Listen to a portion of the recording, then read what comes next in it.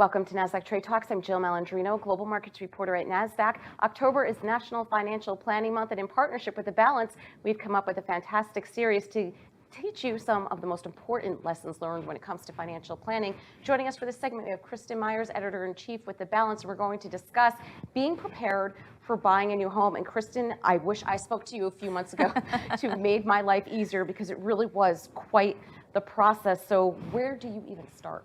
This is such a great question, because you are not alone. So many folks out there are trying to buy a house.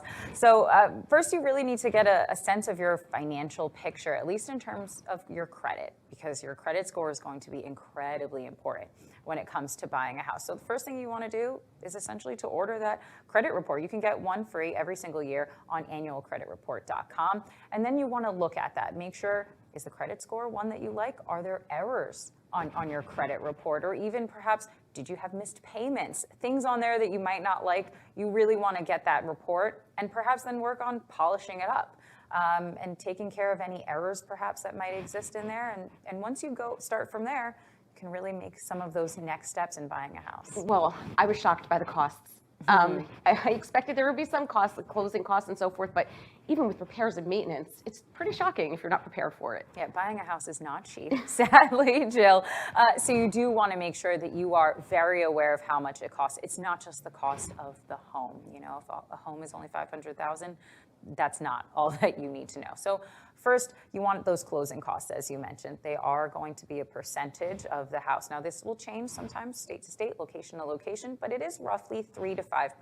Then, of course, you have that down payment, depending on what kind of home you are buying. For example, here in New York, if you want to purchase a co-op, they tend to require 20% down. If you're buying a condo, a little bit more lenient. If you're purchasing a home, even more lenient still. So you're going to want to figure out how much money you even need to save to put down for the bank. Then, of course, there's mortgage insurance. This is only if applicable. That's usually if you put less than 20% down, they're going to tack on that mortgage insurance. Then you want to figure out what those mortgage payments are going to be every single month so that you can make sure that is a part of your budget.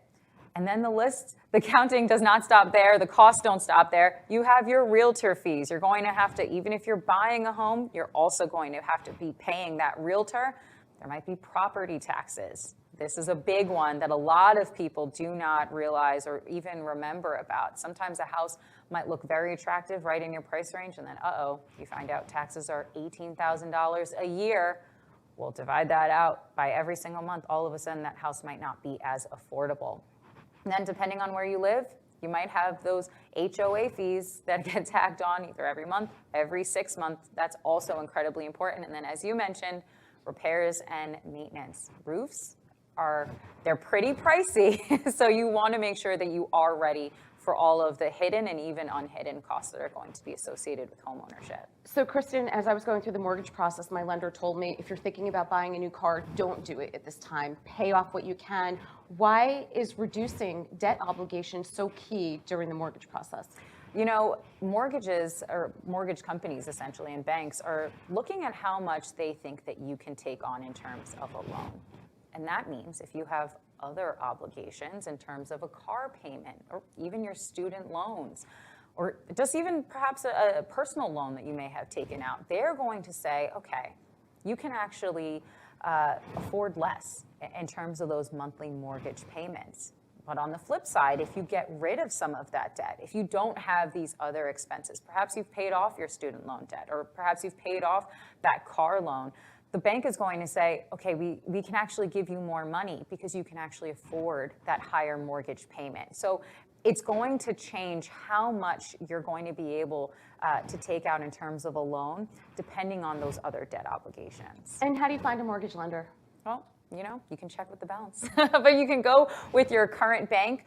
A lot of them actually do mortgages through them, and you can check out different mortgage brokers. You don't have to go with the first person that comes your way. You want to do a little bit of comparison shopping here, and in this, you know, current housing market and climate with interest rates so incredibly low, you really want to check every single one and see which one is going to be the best for you.